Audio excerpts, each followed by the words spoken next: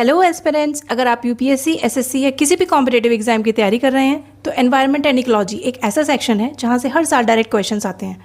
इसीलिए पाई एक्सीलेंस लेकर आया है एनवायरमेंटल साइंस की कंप्लीट सीरीज।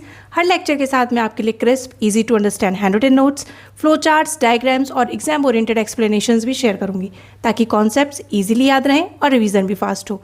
ये series UPSC, state PCS, SSC, CTET, UGC net और स्कूल कॉलेज स्टूडेंट सबके लिए यूजफुल रहेगी। तो चलिए स्टार्ट करते हैं।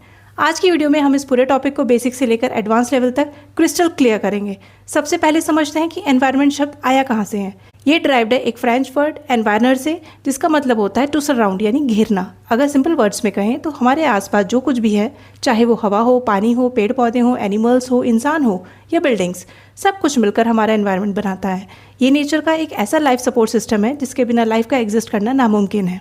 नेक्स्ट बात करते हैं कंपोनेंट्स ऑफ एनवायरनमेंट की, जहाँ से एग्जाम्स में क्लासिफिकेशन वाले क्वेश्चंस बनते हैं। एनवायरनमेंट को हम 3 मेन कैटेगरीज में डिवाइड करते हैं, नेचुरल, ह्यूमन मेड और ह्यूमन।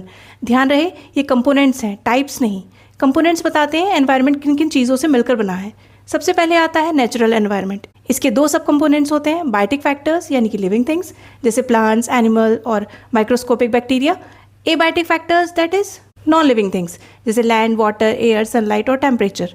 किसी भी इकोसिस्टम में बायोटिक और एबायोटिक फैक्टर्स का आपस में इंटरेक्ट करना बहुत ज़रूरी है। सेकेंड कंपोनेंट है ह्यूमन मेड एनवायरनमेंट। जब इंसान अपनी नीड्स को पूरा करने के लिए नेचर को मॉडिफाई करता है तो वो ह्यूमन मेड एनवायरनमेंट बनाता है, जैसे रोड्स, ब्रिजेस, बिल्डिंग्स और बड़ा इंडस्ट्रियल सेटअप। थर्ड और सबसे इंटरेस्टिंग कंपोनेंट है ह्यूमन इटसेल्फ।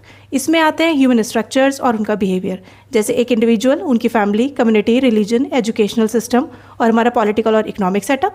एग्जाम्स के लिए याद रखिएगा ह्यूमन सोशल स्ट्रक्चर्स भी एनवायरनमेंट का एक क्रूशियल हिस्सा है। चलिए अब थोड़ा और डीप में चलते हैं और डिस्कस करते हैं नेचुरल एनवायरनमेंट के 4 कोर स्फीयर्स को। ये एनसीईआरटी का सबसे फेवरेट टॉपिक है। First is lithosphere. ये अर्थ की सॉलिड क्रस्ट या सबसे अपर हार्ड लेयर होती है जो रॉक्स और मिनरल से बनी है, और इस पर सॉइल की एक पतली लेयर होती है। इसी पर हमें माउंटेन्स, प्लेन्स और वैलीज जैसे अलग अलग लैंडफॉर्म्स मिलते हैं। Second is hydrosphere. ये पानी का डोमेन है। इसमें अर्थ पर प्रेजेंट सारे वाटर बॉडीज जैसे रिवर्स, लेक्स, सीज और ओशियंस आते हैं।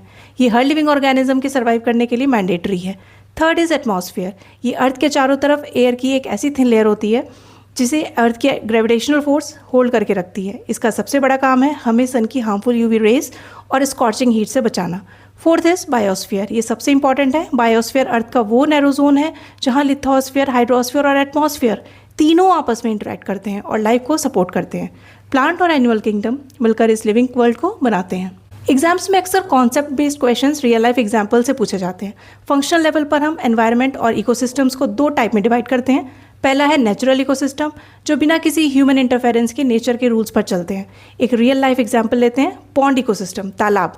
एक तालाब में फिश और aquatic plants that is biotic, पानी में घुली हुई ऑक्सीजन और सनलाइट जो कि एबायोटिक है, उसका यूज़ करके एक सेल्फ सस्टेनिंग साइकिल बनाते हैं। इसमें इंसान को कुछ नहीं करना पड़ता, इसलिए इसे सेल्फ सस्टेनिंग इकोसिस्टम भी कहा जाता है।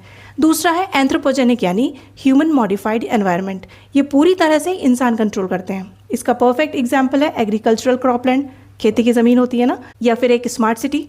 एक मॉडर्न सिटी में नेचुरल एलिमेंट्स जैसे ग्राउंड वाटर या वहाँ की कॉन्क्रीट बिल्डिंग्स, ट्रांसपोर्ट नेटवर्क्स और ड्रेनेज सिस्टम्स, ये सब इसी कैटेगरी में आते हैं। इंसान यहाँ नेचर को अपने अकॉर्डिंग मॉडिफाई करता है। इस तरह के इकोसिस्टम को मेंटेन करने के लिए ह्यूमन इंटरवेंशन की जरूरत पड़ती है। सो फाइनली पूरे लेक्चर को एक बार क्विकली रिवाइज कर लेते हैं, जो आपके एग्जाम में रिवीजन के टाइम भी काम आएगा।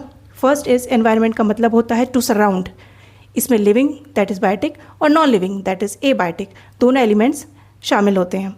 अर्थ के 4 मेन डोमेन्स हैं, लिथोस्फीयर, हाइड्रोस्फीयर, एटमॉस्फेयर और इनका interactive zone that is biosphere. Environment या तो नेचुरल होता है लाइक ओशियंस, या एंथ्रोपोजेनिक होता है जैसे हमारे शहर और खेती। So this is all in today's video. I hope ये टॉपिक आपको अच्छे से समझ आया होगा। नेक्स्ट वीडियो में हम इकोसिस्टम और फूड वेब के कॉन्सेप्ट्स को इजी वे में डिकोड करेंगे। याद रखिए कॉन्सेप्ट्स को रटना नहीं है, समझना है। मिलते हैं नेक्स्ट लेसन में। Till then keep learning with Pi excellence.